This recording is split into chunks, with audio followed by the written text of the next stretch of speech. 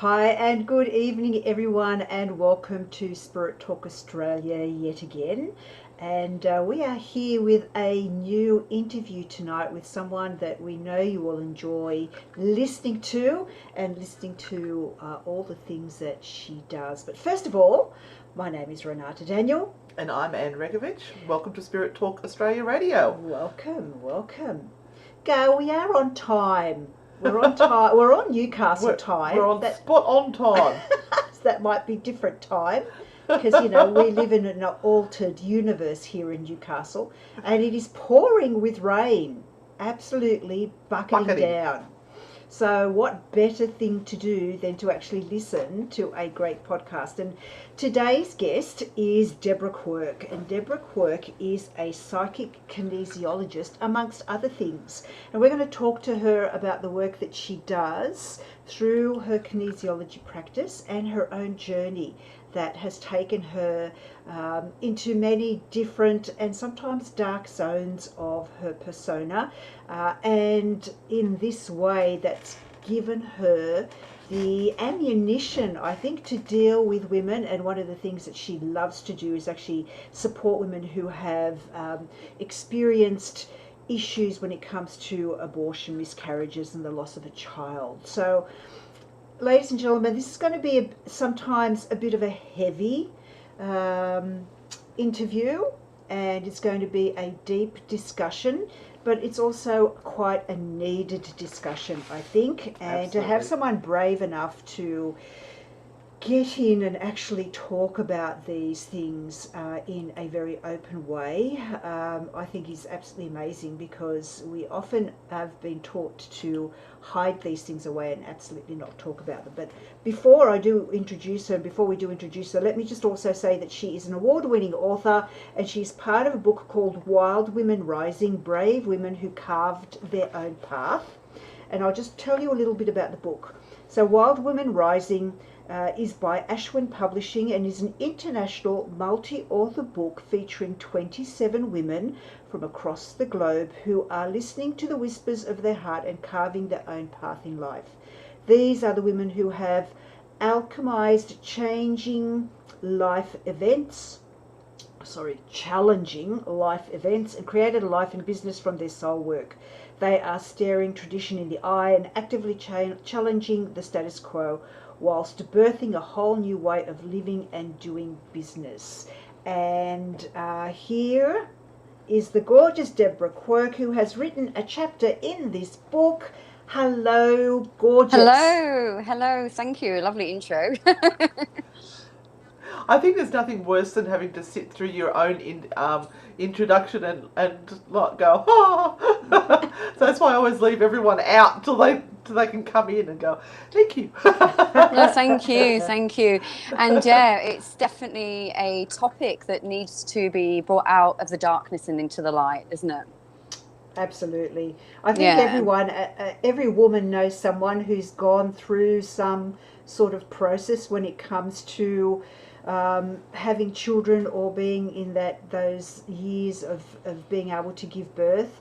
And I mean, your daughter's My daughter's daughter actually had 2 miscarriages in between her first child, and she's now about to hit 30 weeks pregnant.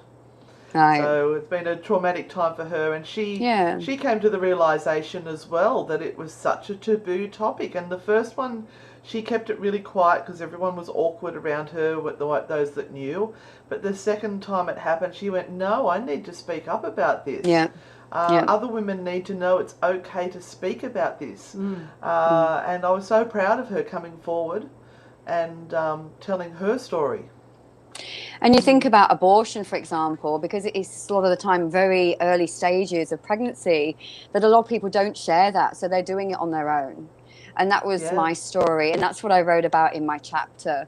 It was giving a voice to the voiceless. And I share my journey. I was looking for that golden thread throughout my life. And so I picked a couple of things, because obviously there's only 3,000 words. And so the things that I picked was I was adopted.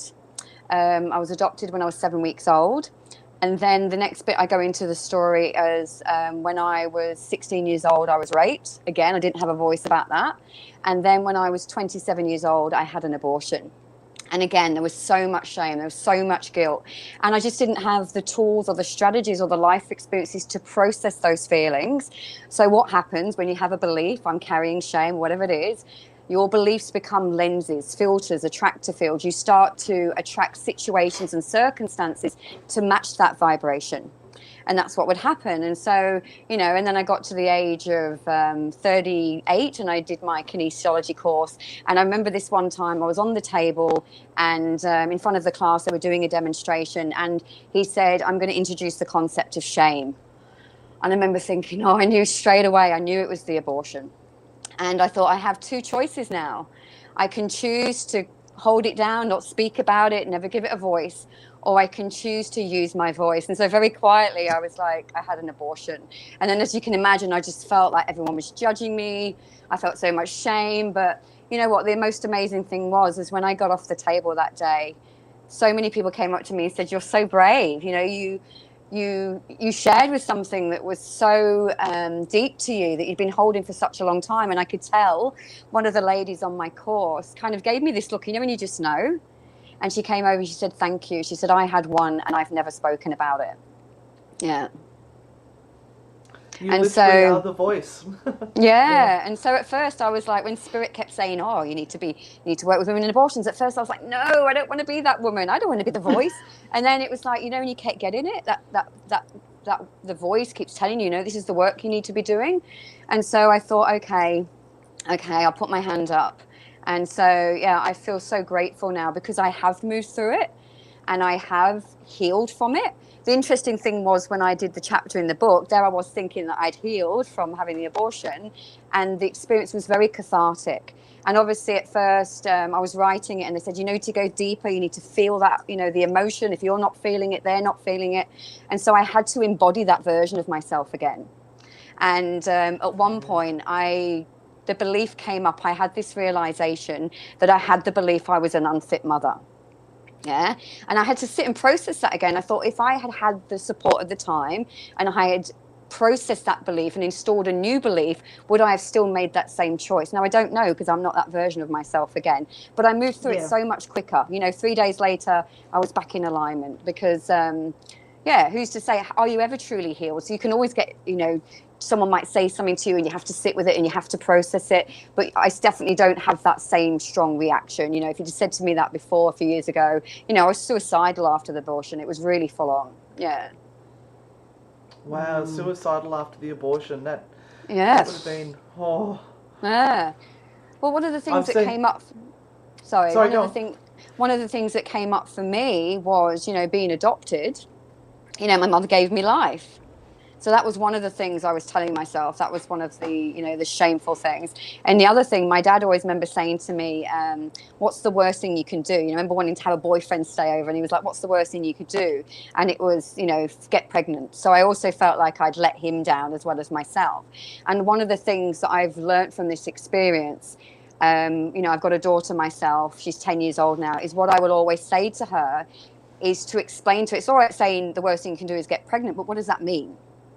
You either keep the child, you give it up for adoption, or there's potentially you might have to choose to have an abortion.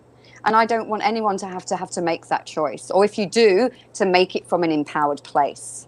Yeah? Mm. Yeah. Yeah. Without the guilt of anyone else putting their two bob in. Yes. Saying, and that's what...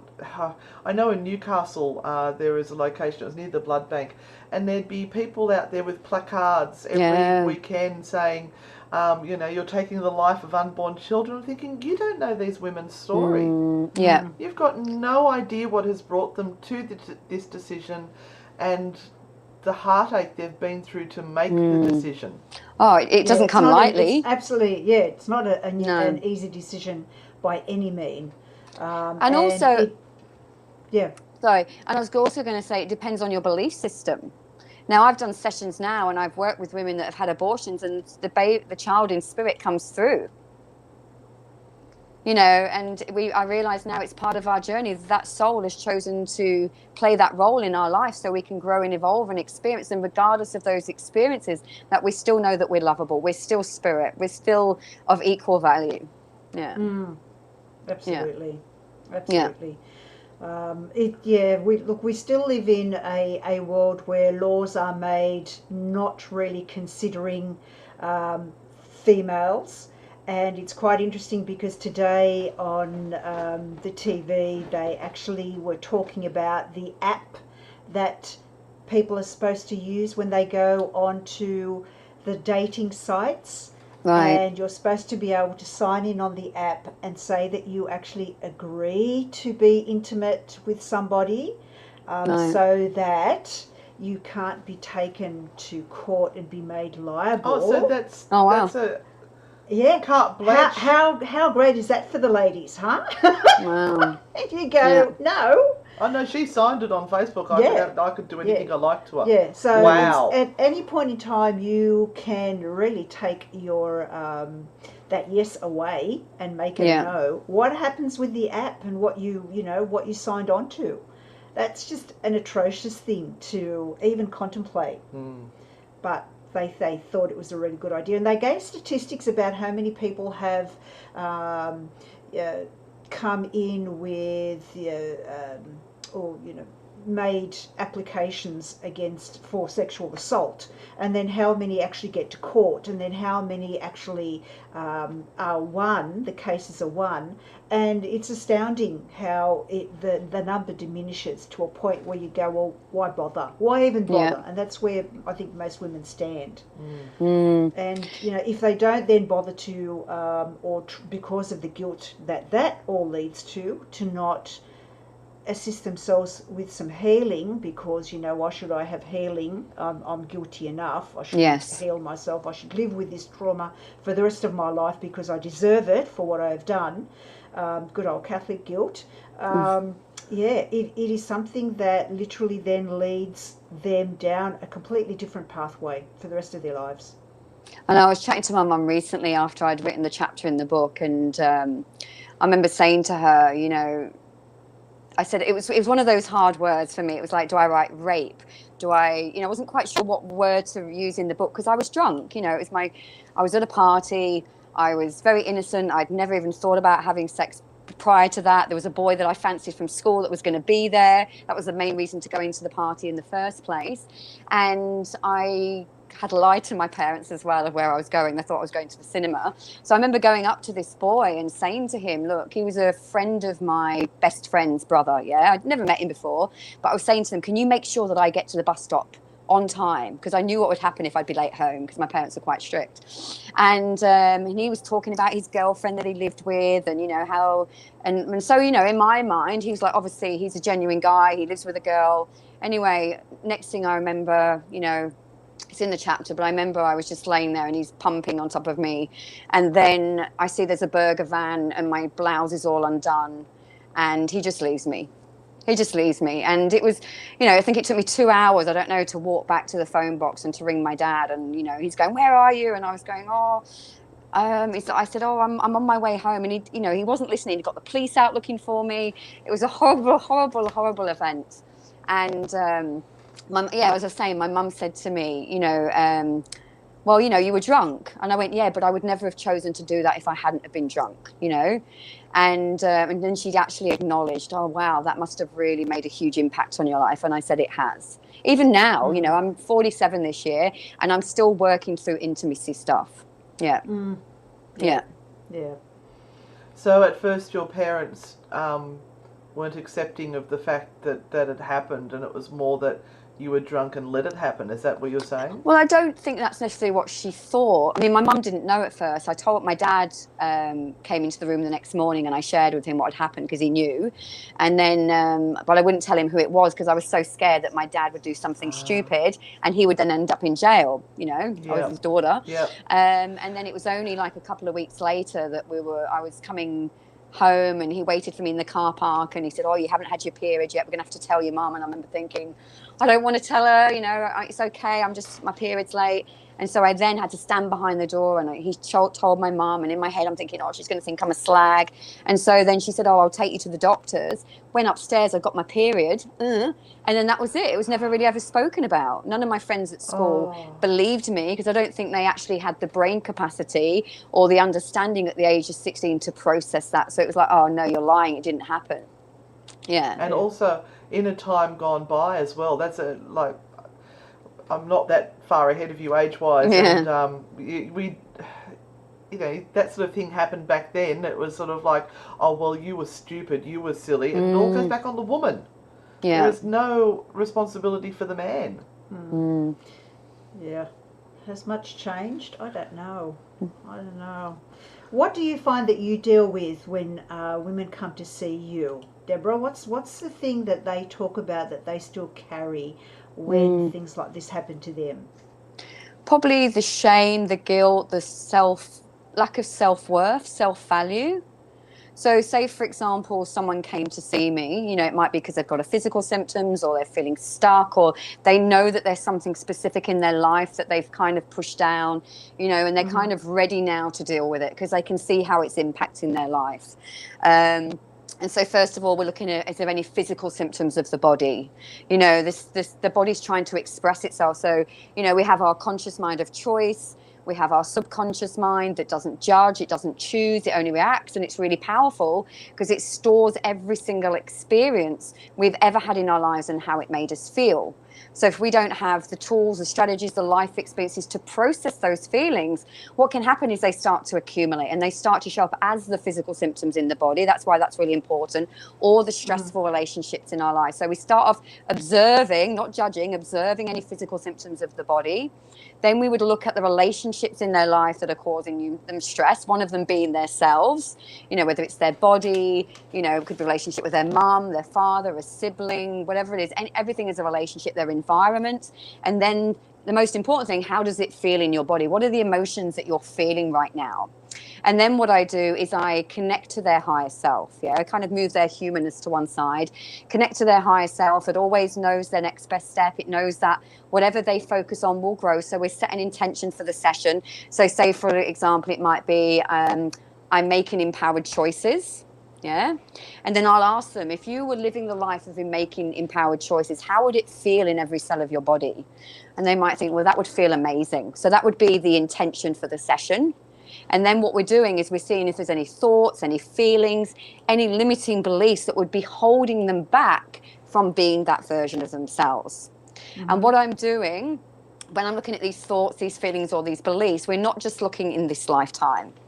I'm also looking in, I like to call them other lifetimes. I know some people call them past lives, but I know that these other lives are still affecting us in the present moment by a sound, smell, taste, or color. And you go back to that original occurrence where that thought or that belief was created. So what I do is we'll take them back. But another way that I like to work is to completely move their human to one side, because sometimes they get too in their head, and I work telepathically.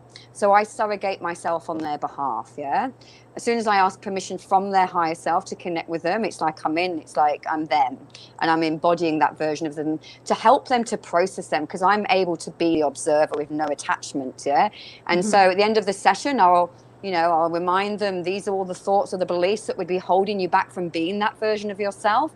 These are the new beliefs. As I'm going along, I'm installing new beliefs that are going to support them moving forward.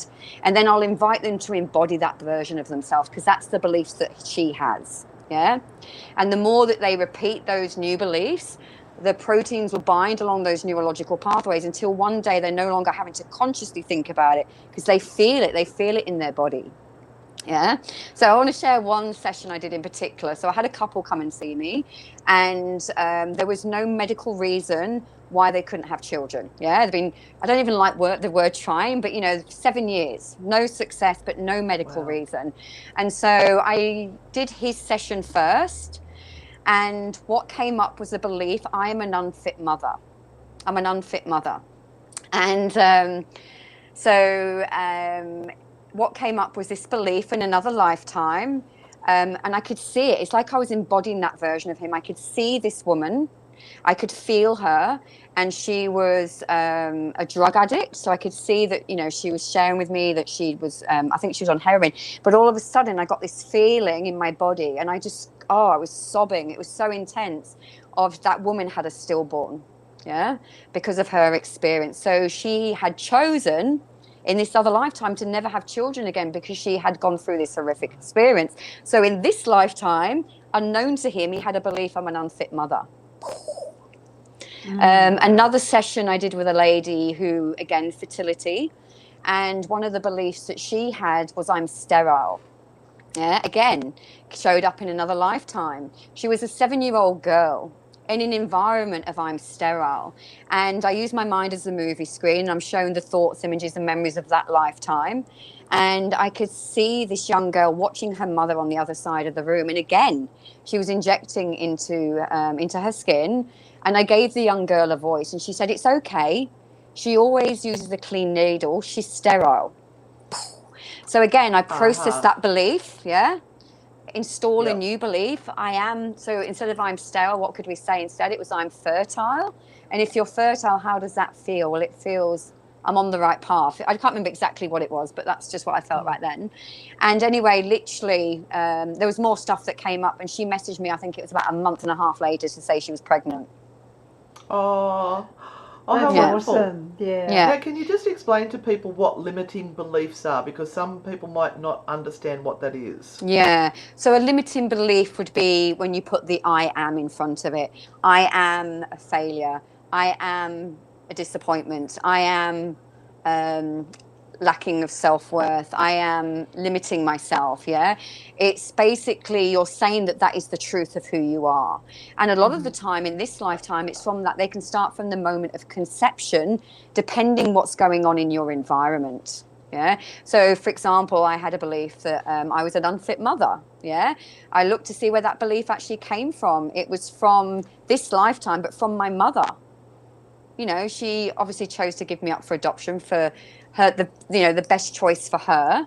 But I was in an environment of I'm an unfit mother. Yeah. Does that make sense? So I carried that through. So if you're feeling it, if you can feel that, obviously even in utero, well, it must be mine because I feel it. And then, as I said, we go through life looking to validate that, but we're not even consciously aware of them. So this is why the sessions are really powerful, because if you're aware of what you're saying to yourself, if you ever hear yourself say, I'm an unfit mother, you go, no, I used to say that to myself. I used to show up that way. Yeah, you're reminding yourself that you used to say that. But what can I say to myself moving forward that's going to be more loving and supportive? Yeah. So it's really powerful work. Yeah. And I find that also when I'm doing readings that people can be so stuck in their story. I can't do that. And that I can't. The unhealthy story. Yeah. And when you even ask them about considering a different language pattern, they look at you as if to go, what? I can't. There are no words. There are no words. What words do I use? So it is very powerful work, and you're right. People have to be ready for it. Yeah, really and also, you know what it is? Change can be scary.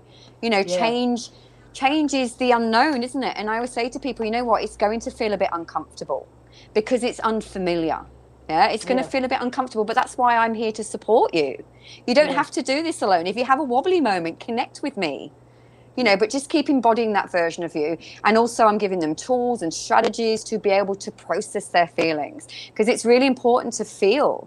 You know yourself, your intuition is feeling, isn't it? When something doesn't feel right, feel it in your body. Does it feel tight and restricted? Yes, it does. But I don't automatically go, I'm not going to do that. I become curious. Okay, is there some fear? Is there some worry? Is there some overwhelm? If I process that, would I still feel the same? Yes, I do. I listen to that. That's my intuition. But if I feel more open and expansive, then I become more curious. Yeah.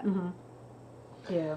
Now, we've just had someone ask where you're located, and you're basically in Newcastle, but you do work online, don't you? I do. So I'm in Qatar in Newcastle. I've got a clinic here.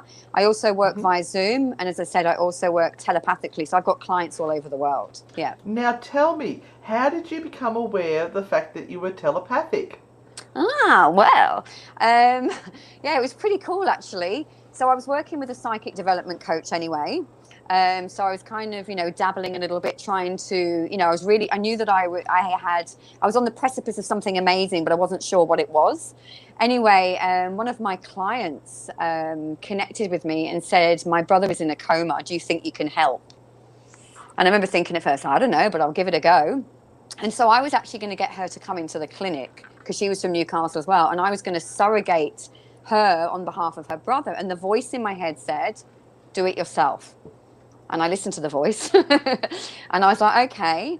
So I got as much information from her as possible about like what's going on with his physical symptoms. They had induced him into a coma. They had tried to get him out of the coma twice with no success. They said he was going to be brain damaged if he did. And so it wasn't looking good, yeah. Anyway, I did the session. I connected to his higher self. I set an intention. I scanned his body. I knew exactly what beliefs and what thoughts were holding him back from healing and waking up. The main one was fear of judgment because of what had happened. You know, he was in a car accident. And so I helped him to process those fears. There was also a lot of personal stuff that obviously I wasn't able to validate, even though this was a new experience for me. But anyway, one of the things I did is I said to his sister, look, you need to go and speak to him in his humanness and tell him that it doesn't matter what happened. You still love him unconditionally. And literally within 8 hours, she messaged me and said he was awake. He woke up. Yeah. Wow. So my first initial That's thought... crazy. My first initial thought was like, nah, it wasn't to do with me. And then my psychic development coach was like, own it. Own it. Own it. Yep. And I was like, okay, all right, I'll own it. And then literally about 2 weeks later, I was on social media and someone I know posted that their cousin, he was a 9-year-old boy, had gone into anaphylactic shock and he was in a coma. And I thought, what are the chances of this? So I sent her a message. I connected with the mother and I did work with them together. And again, same thing happened. And the doctor said they have never, ever, ever seen anyone heal like he did. No one has fully recovered. He'd gone into anaphylactic shock. And she said to me, I know it's a combination of the work that you did together and also people were praying for him. Mm-hmm. Yeah. So it's pretty cool. It's really cool. And then, as I said, and this is the cool thing as well. I've done sessions where, you know, the baby's been in utero and I've connected with the baby and I've done healing sessions. And a couple of times their spirit has given me advice, like they're giving me healing advice, which is so cool. Yeah. Yeah. That's crazy. Yeah. I'm so glad you embraced it. That's all I can say. Yes.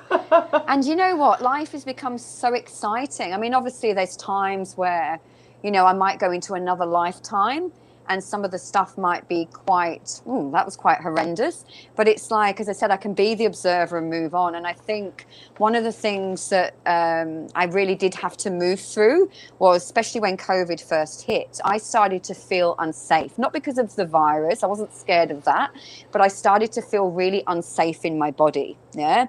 And I started to be shown myself in other lifetimes where pretty horrific things had happened, and I just had to sit with it and be the observer and process it and integrate it, knowing that that's not who I am now. This is the version of me now. But I think being able to sit with it, as uncomfortable as it was, it really opened me up and expanded my consciousness to be able to hold space for people on a much deeper level. So I do work a lot with people that have had sexual abuse and trauma because I am able to hold that space. They don't need to relive it and experience it. I will help them to process it. I had a lady recently that had been abused and she'd never dealt with it. And it was interesting when I could see the visuals. It was as if like there was an old house and it was derelict. And there was like, I was peeling back the layers of the plasterboard and behind there was her inner child. And when she saw me, she ran up and gave me the biggest hug. And the woman said, you know what, you've transformed my life. She said, I never used to be able to go out without fear of seeing the perpetrator because he's local. And she said, now I can go out on my own. You know, there's been a huge shift in my energy. I never even met this woman. We've just been working telepathically. Yeah. Wow. That's fabulous. Yeah, it's really cool. Yeah, so when you say if somebody booked you and you are going to work telepathically with them, how does that happen? Yeah, how do you do it? I mean, I guess we're all energy, aren't we? And we're all frequency. And I guess we've all got our own unique frequency or our code. And that's it. As soon as I know the person's name and I know the date of birth and I ask permission, it's like I'm just there. It's one of those things that I can't explain it. It's not like I went to college and I studied it, you know. You don't have a piece of paper. I don't have a piece of paper. I think it was just about being open and just pushing myself. And I knew that I didn't fit in the box anymore. It was like I've had some pretty out there and crazy experiences. I remember one time I thought, am I going mad? I knew I wasn't. But, when you're hearing voices and you're having this internal dialogue and it's not, it's something more. And so I remember saying to my mind one time, okay, if there's a God, show him to me. Can you show me yourself in the physical form? Probably sound like a crazy woman now. And the voice said, yes. It's going to be a bald-headed man tomorrow. I was like, okay, I'm up for the challenge. So the next day I'm going on my business and I'm going around this corner and I drive the same way all the time. Anyway, this giant billboard and there's a bald-headed man. So I had a kind of little chuckle to myself because the voice did say to me, don't go to a bald-headed convention. So I thought that was quite funny. Obviously, your God has your humor because it's you, isn't it? Yeah. And so that was the first sign. And then as I was driving home back to my house, again, I'd never seen this billboard before. And it said hair loss. I think it's near Broadmeadow Stadium. Yes. It's a big sign. Have you seen it? Yep. So that was it. And then I go to the shop with my son and there's this old guy and he's trying to get the token out of his shopping trolley and it's not working. Anyway, he disappears and this other guy walks up and he was all wearing cream, like beige. And he said to me, is this yours? And I tried to get it out and it was jammed. And I said, no, it's not. He said, well, when he comes looking for it, will you give it to him? And I said, okay. And I said, look, your face kind of looks familiar. I didn't want to say I'd had this experience. I said, what is your name? And he said, Daniel. And I was like, okay. So anyway, Daniel disappears. Anyway, a couple of weeks later, I'm driving in my car and I want to listen to a podcast. And all of a sudden, the podcast I want to listen to doesn't come on, but Wayne Dwyer comes on, right? Mm-hmm. So anyway, I'm driving along listening to Wayne Dwyer. And this car in front of me, no word of a lie, the number plate says God, G-O-D. And I'm just like, okay. Then this other car pulls up over there and Dwyer on the number plate. And this is the clincher. The next car drives up and it says Daniel. And I just thought, you know what? We can't explain things. There is this invisible intelligence. We can't really see it, but we know it exists and exists within us. And I thought, you know what? I know that I am capable of much more than I've been told. Yeah. We have this infinite potential. And so, I just keep pushing the limits, pushing the boundaries. And so I'm so grateful that lady rang me that day and said to me, my brother's in a coma. And I would love to work with more coma patients. So if anyone knows anyone out there, then please do get in touch because unfortunately, people are doing this work and they're not speaking to the doctors. They're not saying, oh, well, I'm working alongside a psychic, because maybe there's still some taboo around that as well, isn't there? Yeah, there would be a lot. There would be some eye rolling of doctors, I can tell you now. There would be. Absolutely. Even when I go to my own doctor. It's one of those things when you are in that state or with someone who is in that state, you would try anything. Yes. Even if your belief system doesn't stretch that far, you would go, I'm going to give this a crack. I mean, you're not doing anything other than working with them on an energetic level. It's not like you're pushing drugs into them or anything like that. No. And you're working with them as well. I would love to work alongside a doctor.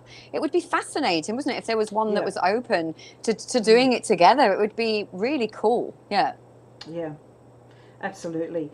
If anyone who is online at the moment has a question for Deborah, please pop it up in the chat and we will direct it to her while we've got her here. So we've got her here for a little bit longer, so please, if you do have a question about anything that she's mentioned. Now, there is also something that I have found, going back to my daughter and having miscarriages, and another lovely lady that I used to teach recently had a stillborn child, is the language of the people around the person who has had the loss. They don't know how to speak or connect or so could you maybe give us a little bit of advice of somebody who has had a stillborn or a miscarriage or something? What's the best way to interact with someone who's in that situation? Because I know a lot of people feel awkward. Yeah. It's interesting because I guess sometimes we want to jump into that role of being the rescuer, don't we? And to try and fix everything. And I feel for me, especially from my own experience, I feel like just holding that space for them and just asking them how they feel, how do you feel? So they can, and being open to just listening, I think a lot of the time, isn't it? We're not trying to fix them because there's nothing to fix. And even just asking, do you need a hug? What is it that you need from me right now? And to hold that space for them. As I said, not trying to be the rescuer, and holding the space, I think, to know that they're capable of moving through it. Yeah. With the right support. So I would be guiding them to get the support. Yeah. I do a lot of the time, I'll go into the womb as well. Like, it's like I'm a little detective, and I visualize myself going into their body, into all the different cavities, and going into the womb and imagining if there's anything in there that still needs to be processed. Yeah. Because even someone that's maybe had a hysterectomy or something like that, there's still that energy, isn't there? You might not necessarily have the wound there, you still got the energy.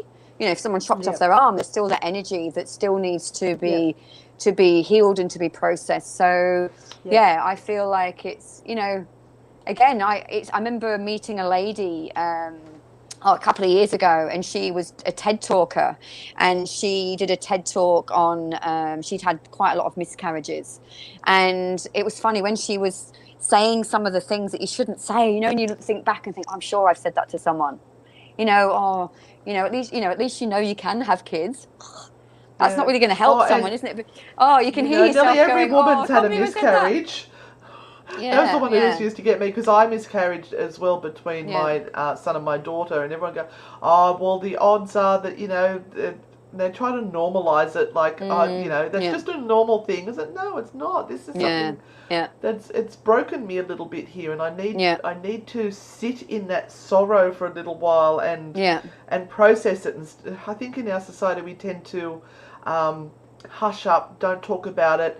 You'll be fine. Don't even look at it. And that's what causes these scars and these wounds. Like, I don't know if you can see on here, but it's on this side, but I've actually got a goiter in my thyroid. I see a lot of women that come to see me that have Hashimoto's or thyroid issues, and your throat is all about your voice, your power, your will. It's the bridge between your heart and your mind. And so for a very long time, I didn't have a voice, and I've done a lot of healing and a lot of energy, a lot of healing and processing stuff on my voice. And I wasn't sure if I was going to share this, but it feels right to share it. But I actually had a biopsy on it a couple of weeks ago, and it's come back that there's a 30% chance that it could be cancer. And I've had to sit with that and process it and go, okay, so I know that there's going to be people telling me, oh, well, you should do this, you should do that. But again, I feel like that this is for me really now to up level and step into that next level version of myself. Yes, there's a bit of fear. I recognize the fear is there. I process the fear. I bring myself back into alignment, and I remind myself that I am capable of moving through anything, as scary as it feels sometimes, you know. So it's like I've been using all of my tools, all of my strategies, connecting to my higher self and listening to my guides and really connecting in with support. So the day I found out, I actually was so scared of going into surgery. I was just like sobbing, I was crying, I was processing it. And then that night I decided to sleep on my own because I felt I needed to integrate the information I just felt out. And I remember waking up first thing in the morning, the voice said to me, I'm open to surgery. And I was like, shit, that processed pretty quickly. And I thought, I never thought I'd hear myself saying that, you know. So as much as I would never choose to have cancer, I've always said to myself that I'm open to any possibilities, otherwise I'm limiting myself. Obviously, I would never choose to have it, but now I'm in this situation. I wish that I dealt with this earlier, but I know that, you know, everything happens for a reason. And I'm trusting that I am going to navigate through this with ease and grace. And so if anyone out there is, you know, having issues with their thyroid, don't choose to leave it, you know, go and get some support, go and get some help. I'm seeing a naturopath at the moment that's going to help me with the other levels, and just keep working on, you know, using my voice, speaking my truth. And here I am showing up on Spirit Talk Radio, voicing again. So I feel that that's what I need to do, is keep speaking. I see someone, Jesse's just wrote, I still don't have a voice and I do have Hashimoto's. So it's about, you know, what is it that's stopping you from having that voice? What is the beliefs that you've created that are holding you back? So I really invite you to send me a private message and get in touch. One of my best friends has Hashimoto's as well, Gail. So does she? I didn't know that. She deals with that as well.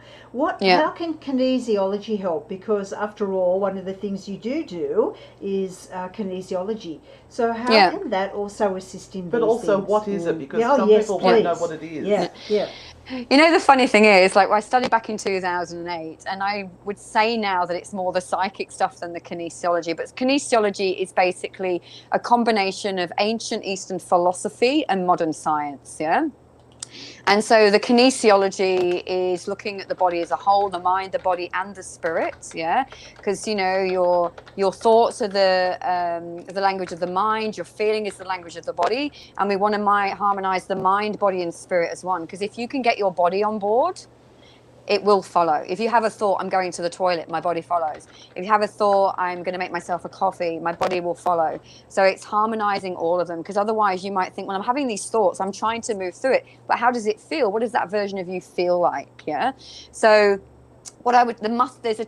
the kinesiology part is more the muscle testing, and the muscle testing taps into your subconscious mind. And as I said before, the subconscious mind doesn't judge, it doesn't choose, it only reacts, and it stores every experience you've had in your life. So what I mostly use the muscle testing part for now is to see if that belief has been processed. When do I need to move on? So it's really given me the information, okay, is there anything more? Is there anything less? Permission to move on. So I know that when I test at the end of the session, you have processed that belief, yeah? So it's a really, really powerful tool. And then before, when I studied, I'd have all these different books, you know, I'd be carrying my books around. And then now, I remember seeing a psychic years ago, and she said to me, you won't have to use your books. And I was like, what? She went, you won't have to use them. And I didn't know at that time. If you'd have said to me back in 2008 I was going to be psychic, I'd have laughed at you. Whereas now, I don't use my books. It just drops in. I'll be talking to a person and they'll just tell me, the spirit will just keep telling me what to say. Or I'm connecting to their higher self and their energies. And so I'm just really getting guided by the session, or I'll have visualizations. And I remember at first, some of the stuff was so random. I remember doing this session with a guy and it said human centipede. And in my head, I'm thinking, what? And I said to him, I'm going to introduce the concept of human centipede, observe your first thought, image, or memory. And he connected straight away, infinite love and gratitude. And so I felt like at first that maybe spirit was testing me. Some of the stuff was really out there. I'd always have song lyrics.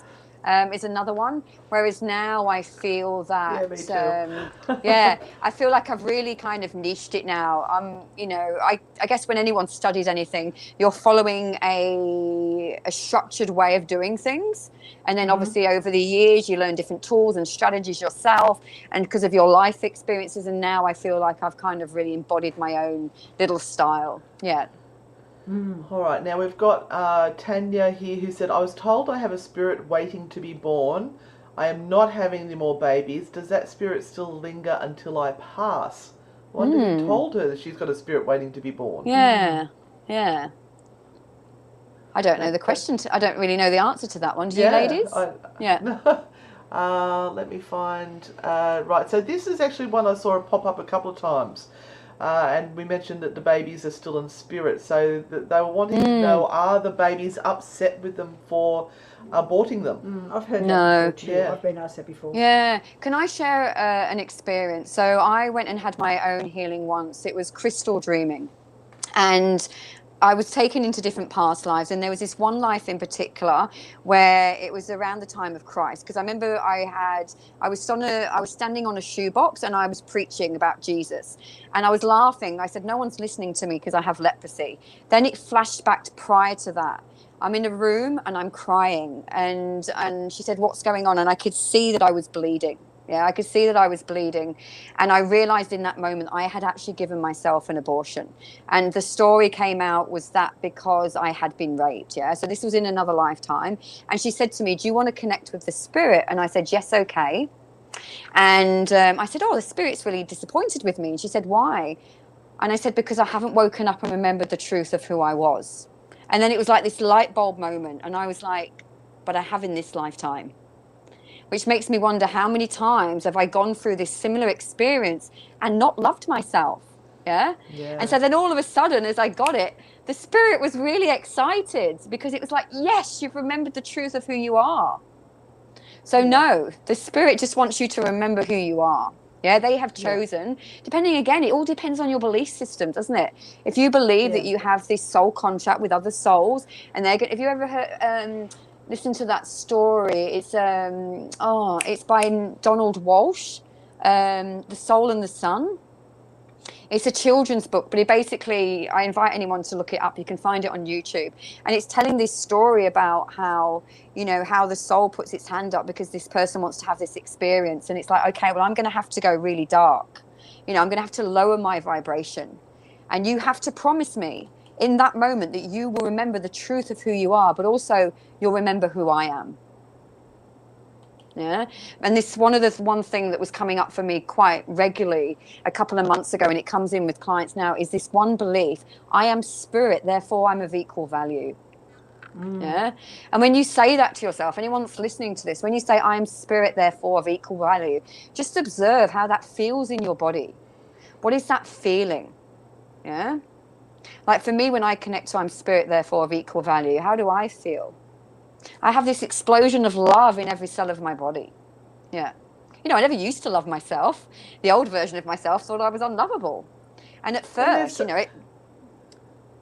I was just going to say, and there's some people in our society as well that hate on you for having self-love and being proud of yourself. And they'll tell you that it's ego. Yeah. Well, that's what my mum said, bringing up. She said, you don't possibly love yourself. Everyone would have thought you were up yourself. Yeah. But you realise now the importance of loving yourself. And that's one of the questions I do ask my children. What does self-love feel like? I want them to know what it feels like. Share with me. Where do you feel it in your body? Yeah.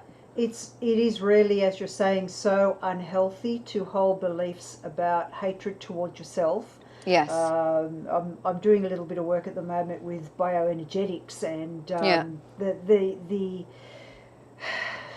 how those thoughts filter into every single part of your body is amazing, absolutely amazing. So we really have to be careful with the language that we use, especially towards ourselves. Yeah. Do you remember that old saying? I mean, I don't know if you had it in here in Australia, but in the UK it was like, sticks and stones will break your bones, but words will never hurt you. Like, who made that up? Words are so powerful. It just takes one person to say you're stupid, and then you might go, I am stupid. And then you're looking to reinforce it. Sometimes some of the things that my son will come out with, no, I'm not lovable. What do you mean you're not lovable? Where did you get that from? He's like, well, nobody loves me. I'm like, that's not the truth. But but at least I can help him now. I work with a lot of children as well that don't have a voice. Yeah. So I get a lot of mothers connecting with me going, oh, my son's got this particular behavior going on. I remember doing a session with a young boy once who had a lot of anger. His mother had to pull him out of school because of his behavior. And it was fascinating. The first part of the session was around the anger. And if anger had a voice, he said, I can't believe they did that. And I said, what did you mean? Take children away from their families. He was talking about the stolen generation. Yeah. It was like, and then there was another one. He said, I haven't been abused, but I know abuse happens. This is what his spirit was saying to me, by the way. This session was telepathically. Anyway, afterwards, I processed it all and I shared with the mum, and she said, oh my gosh. She said, my mother is a midwife. She works with Aboriginal communities to make sure their children don't get taken away from them. And one of my biggest fears of my kids being abused. So he was in that environment, but he was also tapping into the collective consciousness as well. Yeah. And she said, Go on, go. And I was going to say, after that, she noticed a huge shift in his behaviour. And, it doesn't always happen after one session. I think some people are expecting that instant, they're going to be completely different. And sometimes it's a process. You know yourself for the work that you do. It's about, sometimes it's just observing those small or subtle changes. And when I work with families, I ask the family to hold them in that space that they're capable. So, when we create these new beliefs, I want you to set the intention when you're saying them daily that your child is capable of being that version of themselves. You're holding them in vibration of frequency. Yeah. So now the question there for you is, how can one differentiate between limitations and beliefs? Interesting. Sometimes beliefs, I think, are placed upon you, and limitations are the things you tell yourself. Yeah. I mean, a belief the same. Yeah, well, you can get those real deep core beliefs, can't you? That have been passed down from generation to generation. Yeah. Especially, I've worked with women where there's been a belief, I'm unlovable or I'm not good enough. And it's gone down from generation to generation. And they can see how that pattern has been playing out with with the mother's side of the family, or the father's side of the family.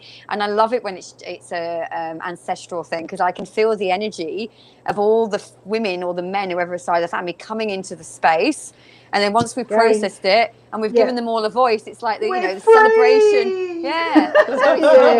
Yeah. So as you do the inner work yourself, you're not only healing yourself now, but also generations from the past and future generations to come, because they're not going to have that belief. They, especially like as women being held in that womb, isn't it? The healing, if you've had if you've been in an environment of, like with both of my kids, for example, they would have been in an environment of an abortion prior to them coming into this world. And my son, my daughter has a lot of anger and a lot of emotions that sometimes she struggles to process. And she said to me one day, "Mummy, I think the reason I'm angry is because you weren't able to process it yourself." She's so aware. Yeah. I love it. Wow.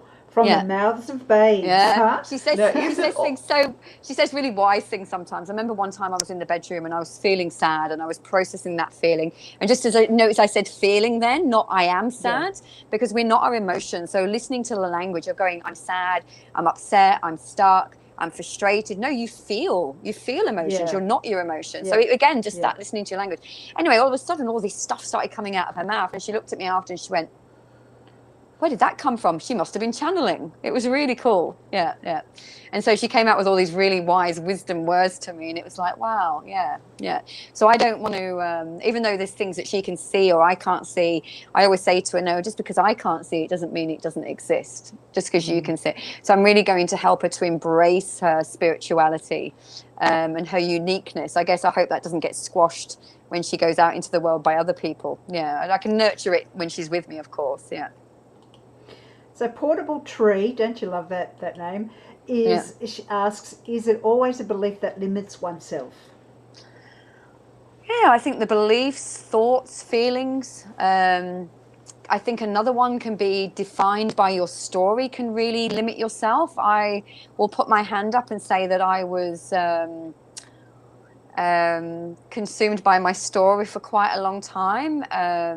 Who would I be without that story? I realise now I'm still me, but a better version of myself. Yeah. All right, here I've got one from Jenny Pearson. I've had hysterectomy 16 years ago due to fibroids and endometriosis. I still have a feeling of when I get pregnant. Why does this happen?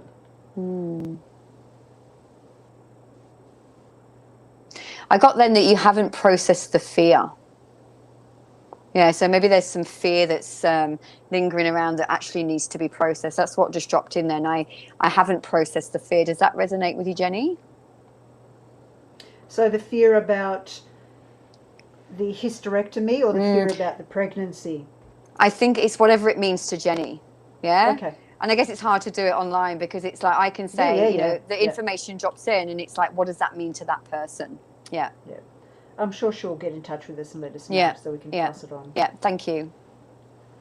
So Margie says, so what would you say about birthing after cancer? Does that mean children born after that feel the trauma? It's an interesting one, isn't it? It's, I've worked with children where the mother has had a belief that because of the way that she's been showing up in the world, that she has, caused detriment to the child. And I've done sessions on them where there hasn't been that case. Yeah. I guess it's very hard. I guess it's one of those things, isn't it? A lot of it's the unknown. It's like how many times have we been here before? How many other lifetimes? And from those other lifetimes, have we brought stuff through? I guess it would be very much about, I'd have to say it's a one-to-one individual, that's the word I'm looking for. It's more of an individual basis. If it's something that is is of a stress to you, then I would invite you to reach out and we can jump on a call and have a chat. And love Christy here, who said, if anyone has been having a cry, big hugs to you. Oh, thanks, Christy. Yeah. Yes, I think that you may have touched on a couple of points for some people here who may kicked off a healing process for them. Yeah. So if there is anyone that has felt sort of triggered, I don't like using that word, but you know what I mean, they feel like this has brought something up for them, please reach out and, you know, let Deborah know. And please do. Yeah, and she might be able to help you move through that. But that really brings us to the end of the session. We've gone over a little bit there, so... It's been awesome. It has been. Oh, thank you. That flew, Deborah. I'm sure at one point I was probably waffling.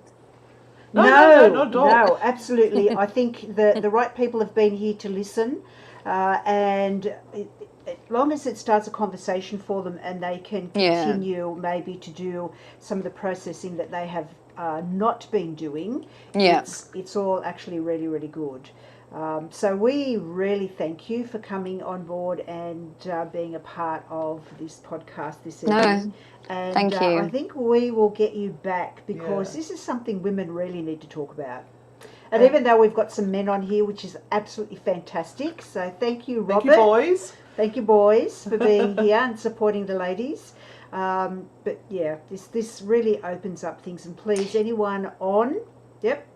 I was just going to say as well, you know, obviously I work with women, but also I just want to say that I support the men as well, because some of the men have had to go there and support the women. Or maybe, you know, like I remember speaking to, I know we're running over, I spoke to a gentleman a few months ago and he was telling me that he always wanted to be a father and the girl went and had an abortion without him knowing, and that was his only opportunity. He's never, you know, so it's not just women, it's men as well. Yeah. Yes. Yeah. And as you said before, sometimes men in this lifetime haven't been men in previous lifetimes, and so they're still hanging on to things from previous lifetimes. So it is something that I think can touch everyone in some way. Yeah. Yeah. Beautiful. So look, thank you, Deborah, so very much. It's been awesome. And I'm sure that all of our Facebook family and YouTube family will send you lots of healing thoughts, and hope your journey, as they say, new devil, new level. So you are moving to a new level, my love. There's great things coming for you. Thank you, universe. Yeah. That's right. Yeah, thank you, universe. Yeah. But you wanted to up level. Anyone that wants to reach out to Deborah, deborahquirke.com, you can see that floating across the bottom there. I'll get you to we'll take you out and wait you down the bottom, but we'll come back to talk to you in a second as we say goodbye to everyone here. Thank you, Deborah. Oops, I'm a bit trigger happy on that. Midway, cut her off. All right. So thank you everyone for joining us. As you can see, I can be sensible. You can. You're very good. And thank you, Lady Tamara, our beautiful patroness on this particular podcast, Spirit Talk Australia Radio. Thank you for coming on and just observing and being there for us. We did feel your energy through that. And thank you all for coming on. And if you think that this has spoken to you or may be of use for someone that you know to listen to, share. Please share. Yeah. And let's send Deborah's work out far and wide, because it's certainly something that's greatly needed. And yes, Robert, we'll see the rest of you in about 30 minutes on Anne and Renata Frightfully Good, or Anne and Renata on YouTube, for the free tarot session. Yes, Christy, we have a shadow person between us. Yeah. So thank you everyone for joining us, and we'll see you soon.